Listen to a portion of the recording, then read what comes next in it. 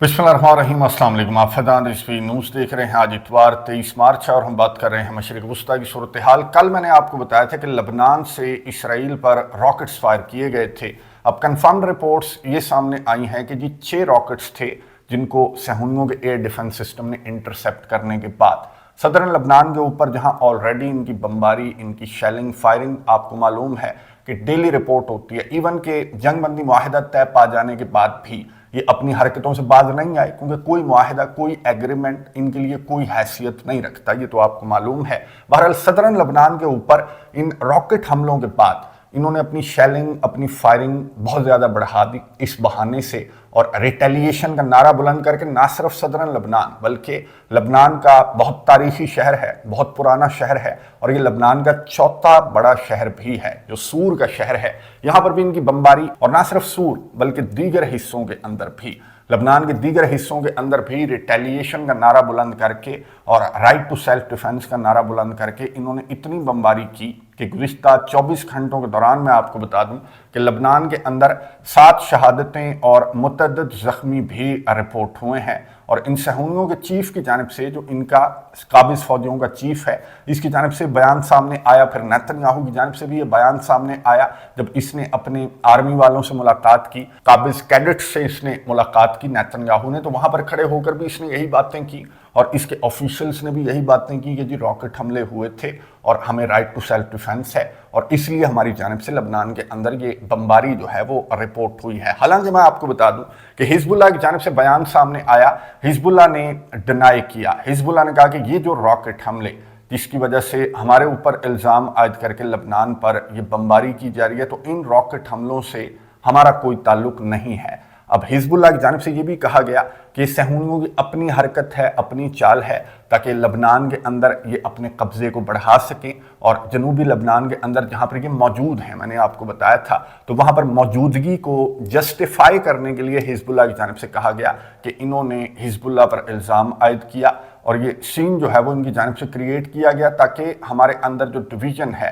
उसका फ़ायदा उठाया जा सके। और फ़ायदा तो इन्होंने उठाया। मैं आपको बता दूं कि ना सिर्फ ये बमबारी बल्कि जो लबनान की हुकूमत है उसकी जानिब से किस तरह की बयानबाजियाँ, किस तरह की मीटिंग्स इन्होंने बुला ली। इवन के जो लबनान की आर्म्ड फोर्सेस हैं, आपने लबनान की आर्म्ड फोर्सेस का नाम नहीं सुना होगा, बिलों के अंदर घुसे हुए थे जब से ये फ़लस्तीन की आज़ादी की जंग स्टार्ट हुई है। तो लबनान की आर्म्ड फोर्सेस निकल आईं सहूनियों के हुक्म पर, और लबनान की आर्म्ड फोर्सेस ने ये कहा कि जनूबी लबनान की साइड पर, आप बिल्कुल दुरुस्त फरमा रहे थे, जनूबी लबनान की साइड पर हमने रॉकेट लॉन्चर्स को तबाह कर दिया है। जिन रॉकेट लॉन्चर्स ने इसराइल पर रॉकेट बरसाने की गलती की थी, गुस्ताखी की थी, तो हमने उन रॉकेट लॉन्चर्स को तबाह भी कर दिया। और हिजबुल्लाह के खिलाफ जो है वो लबनान की जो हुकूमत है, जो प्रो अमरीकी गवर्नमेंट है, उसकी जानिब से हिजबुल्लाह के खिलाफ कार्रवाइयाँ बहुत ज़्यादा बढ़ा दी गई हैं कि ये ना हो कि हिजबुल्लाह की ये हरकतें लबनान को फिर से एक जंग दहाने ला खड़ा किया जिन हरकतों ने, तो ये ना हो कि लबनान फिर से जंग के अंदर चला जाए। जो नवाफ सलाम हैं,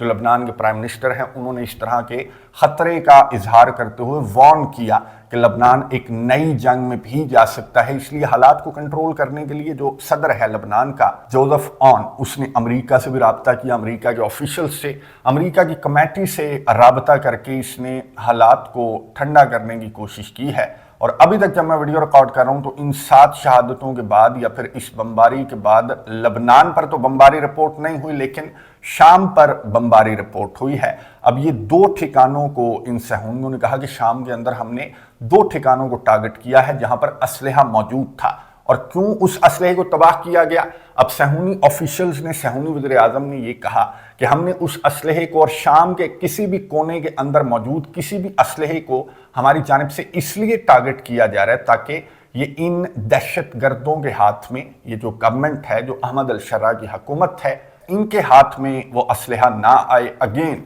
राइट टू सेल्फ डिफेंस के तहत इन्होंने सेंट्रल सीरिया के अंदर इस असलहे को तबाह किया है और सीरिया के अंदर इनके टैंक्स, ये मैं आपको दिखा रहा हूँ कि सीरिया के अंदर मजीद आगे बढ़े और सिक्योरिटी सूरत हाल का इनकी जानिब से जायज़ा भी लिया गया है। अब जवाब में जो अहमद अल-शर्रा हैं, जो सीरिया की लीडरशिप है, उनकी जानिब से जवाब क्या सामने आया? वही जवाब सामने आया जो लबनान की हुकूमत की जानिब से सामने आया। अहमद अल-शर्रा ने जो प्रो ईरानियन ग्रुप्स हैं उनके खिलाफ कार्रवाइयाँ, उनके खिलाफ जो सो कॉल्ड ऑपरेशन है اس کو بہت زیادہ بڑھا دیا ہے. ایون کہ کچھ پرو ایرانین جو کمانڈرز ہیں ان کو بھی گرفتار کیا گیا ہے. اور احمد الشرا ہوں یا پھر یہ لبنان کے وزیر اعظم ہوں، یہ یوں کہہ لیں کہ صہیونیوں کے ساتھ جوائنٹ آپریشن کا یہ حصہ ہیں. اور وہ جوائنٹ آپریشن جو ہے وہ ایران کے خلاف ہے یا ان فورسز کے خلاف ہے جو اسرائیل کے لیے ایک خطرہ ہیں، ان کے خلاف ان کی جانب سے آپریشن کیا جا رہا ہے. کیا لبنان، کیا شام، اور یہ بالکل درست بات کی حزب اللہ نے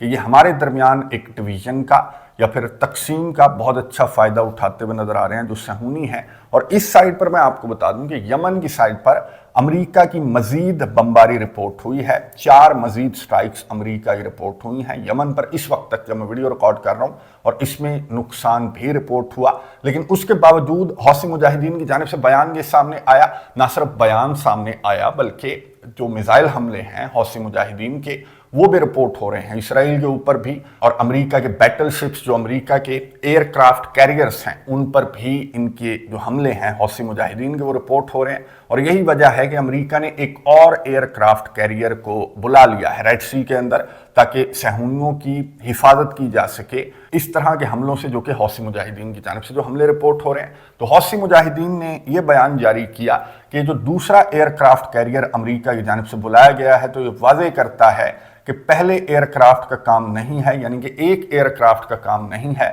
کہ حوثی مجاہدین کو یا پھر اس ریزسٹنس کو روکا جا سکے. اور اس طرح کے حملے ہماری جانب سے حوثی مجاہدین نے کہا کہ رپورٹ ہوتے رہیں گے، تب تک رپورٹ ہوتے رہیں گے جب تک یہ فلسطین کے اندر یہ نسل کشی بند نہیں ہو جاتی. اب ان میزائل حملوں میں سے ایک میزائل جو حوثیوں کا میزائل ہے وہ سعودی عربیہ کی فضاؤں کے اندر تباہ ہوا. اب ریزن نہیں پتا کہ یہ ٹیکنیکل فالٹ کی وجہ سے تباہ ہوا اور یہ اسرائیل تک نہیں پہنچ سکا یا پھر اس کو سعودی عربیہ کے اندر نصب کسی ایئر ڈیفنس سسٹم نے سعودی عربیہ کی فضاؤں کے اندر مار گرایا. کیونکہ سعودی عربیہ کی جانب سے آپ کو معلوم ہے کہ پہلے بھی اس طرح کا بیان سامنے آ چکا ہے کہ جی ہماری فضائیں آپ استعمال نہیں کریں گے، صہیونیوں کے خلاف کسی بھی سٹرائک میں ہم حصہ نہیں بنیں گے، یعنی کہ ہم اس جنگ کے اندر ہمیں ڈریگ نہ کیا جائے. نہ صرف سعودی عربیہ بلکہ اردن اور مصر وغیرہ کا بھی یہی موقف ہے. بہرحال سعودی عربیہ کے پاس ایک بہانہ تو آ گیا کہ رائٹ ٹو سیلف ڈیفنس کا نعرہ بلند کر کے یہ والی جو سائڈ ہے یمن کی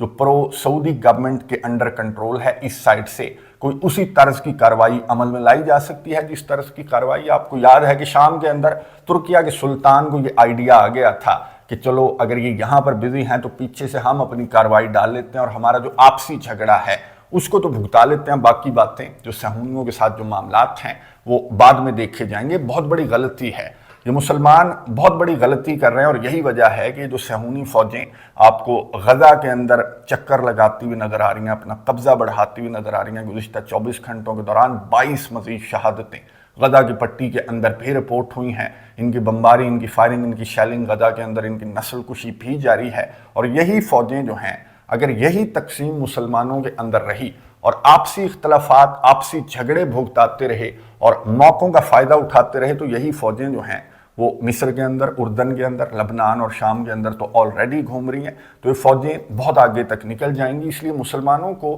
ہوش کے ناخن لینے کی ضرورت ہے. تاریخ کے اندر ہمیں ایک مثال تو ملتی ہے، ناٹسی کے خلاف امریکہ اور رشیا یہ اکٹھے ہو گئے تھے، برطانیہ، فرانس بھی اس اتحاد کا حصہ تھا اور انہوں نے ناٹسی کو شکست دی. چاہے ان کے آپسی اختلافات تھے لیکن یہ کامن دشمن جب سامنے آ گیا، ناٹسی جرمنی، جب یہ کامن دشمن سامنے آئے تو انہوں نے ساروں نے مل کر اس ناٹسی کو شکست دی تھی. اور رشیا تب تک اس جنگ میں شامل نہیں ہوا تھا، تب تک اس جنگ کا حصہ نہیں بنا تھا جب تک رشیا کو یہ نہیں پتا چلا کہ ناٹسی جو ہے وہ صرف امریکہ، فرانس یا برطانیہ نہیں بلکہ رشیا کو بھی کنٹرول کرنا چاہتا ہے، رشیا کا بھی دشمن ہے. تو یہ اب انہیں مصر اور اردن کو یا پھر شام اور لبنان کو بھی سمجھ آ جانی چاہیے کہ یہ صرف بشار الاسد سے انہیں مسئلہ نہیں تھا، انہیں احمد الشرا سے بھی مسئلہ ہے، انہیں لبنان کی موجودہ گورنمنٹ سے بھی مسئلہ ہے، انہیں اگر ایران سے مسئلہ ہے تو انہیں سعودی عربیہ سے بھی کل کو مسئلہ ہوگا. ان تمام کے تمام مسلمانوں سے مسئلہ ہے.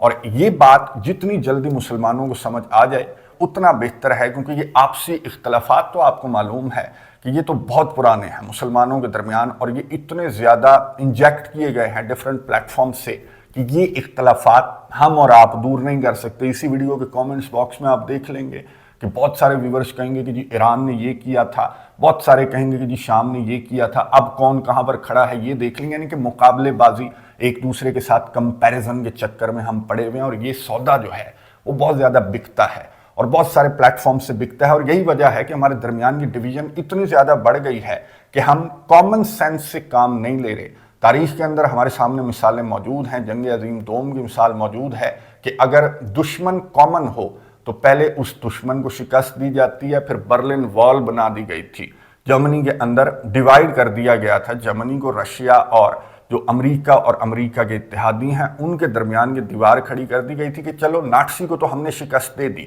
لیکن اب جو ہے وہ برلن وال کھڑی کی جائے گی، ایک حصہ سوویٹ کے پاس جائے گا، ایک حصہ جو امریکہ اور امریکہ کے اتحادی ہیں ان کے پاس جائے گا، یعنی کہ یہ اختلافات جو ہیں کمیونسٹ کے درمیان یا پھر امریکہ اور امریکہ کے اتحادیوں کے جو اختلافات ہیں یہ موجود رہے اور آج کے دن تک موجود ہیں، اور انہوں نے پھر سے ایک وقفے کے بعد، ایک بریک کے بعد، انہوں نے کامن دشمن کو شکست دینے کے بعد انہوں نے پھر سے آپسی جھگڑے جو ہیں وہ بھگتانا سٹارٹ کر دیے تھے، اور آج تک یہ آپسی جھگڑے بھگتا رہے ہیں۔ لیکن یہاں پر جو آرتھوڈاکس تھے رشیا کے اندر یا پھر یہ جو کیتھولکس تھے امریکہ اور یورپین کنٹریز کے اندر، یہ متحد ہو گئے تھے ناٹسی کے خلاف، اور یہاں پر تو اتنا بڑا اختلاف بھی نہیں ہے جتنا بڑا اختلاف کمیونسٹ یا پھر جمہوریت کے درمیان، ان کے درمیان اتنا بڑا اختلاف تھا، سوویٹ کے درمیان اور امریکہ کے درمیان اتنا اختلاف تھا، آرتھوڈاکس اور کیتھولکس کے درمیان جو اختلافات تھے یہ سب بھلا دیے تھے، اور یہاں پر تو صرف شیعہ اور سنی ہیں۔ اگر یہ متحد ہو جائیں تمام کے تمام مسلمان، اور اس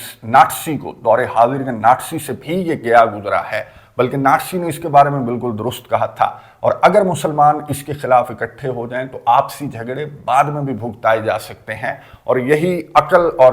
سمجھ کی بات ہے، اور ہم سب کو بھی یہ پیغام جو ہے وہ سوشل میڈیا کے اوپر بھی اور ڈیفرنٹ ویڈیوز کے اوپر بھی جہاں پر بھی تقسیم پھیلائی جانے کی کوشش کی جا رہی ہو تو وہاں پر ہمیں بھی یہی بات جو ہے وہ بلند کرنی چاہیے کہ this is not the right time کہ ہم آپسی جھگڑے بھگتائیں، بلکہ ابھی کامن اینمی کو شکست دینا بہتر ہے، پھر بعد میں اپنے جھگڑے بھگتاتے رہنا۔ ایک اور چیز میں آپ کو بتا دوں، بڑی مزے کی چیز ہے، ڈیفرنٹ ویڈیوز میں نے دیکھی اور ڈیفرنٹ سوشل میڈیا پوسٹ بھی میں نے دیکھی، اور اب مسلمانوں نے امید باندھ لی ہے کس سے؟ اسرائیلیوں سے۔ میں نے ویڈیوز دیکھی ہیں، تھمبنیل دیکھے ہیں کہ جی نیتنیاہو کے خلاف اٹھ کھڑے ہوئے ہیں، جو اسرائیلی ہیں وہ نیتنیاہو کو گرا دیں گے، دیکھنا کیا ہوگا۔ تو اس چکر میں یا پھر ان سے امیدیں باندھنے سے بہتر ہے کہ جو نیتنیاہو اور شن بیٹ کے چیف کے درمیان اختلافات اتنے بڑھ گئے ہیں کہ اسرائیل 2 ٹکڑوں میں تقسیم ہو گیا ہے اور یہ آپس میں ٹکرا کر یہ تباہ ہو جائیں گے، تو اس طرح کی فضول باتیں کرنے سے بہتر ہے یا پھر ان سے امیدیں باندھنے سے بہتر ہے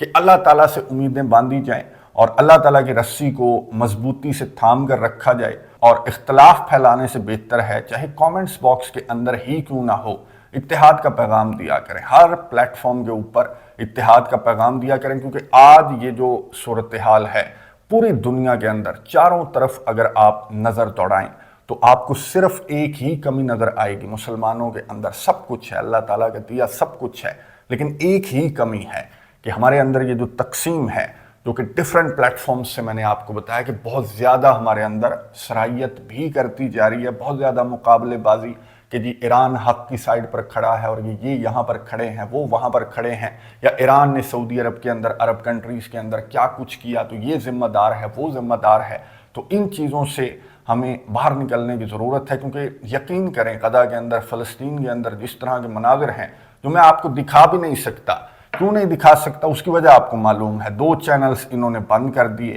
اور یہ مناظر دکھانے کی وجہ سے بند کر دیے، ہر چیز کو یہ کنٹرول کرتے ہیں، کیا میڈیا، کیا بڑے بڑے ادارے، ہر چیز کو کنٹرول کرتے ہیں، اور ہم کیا کنٹرول کرتے ہیں؟ ہم فرقے کنٹرول کرتے ہیں اور ان کا آپس میں مقابلہ لگواتے ہیں۔ یہی وجہ ہے کہ ہم دنیا میں سب سے پیچھے رہ گئے، مسلمان جو سب سے آگے ہوا کرتے تھے، کتنا گلوریس پاسٹ تھا مسلمانوں کا۔ بہرحال بات بہت لمبی ہو گئی، دعا کرتے رہیں مسلمانوں کی یونٹی کے لیے، فلسطینیوں کے لیے بہت ساری دعائیں۔ کامنٹس باکس میں اپنی رائے کا اظہار ضرور کیجیے گا۔ اگلی ویڈیو تک کے لیے اجازت دیجیے، اللہ حافظ۔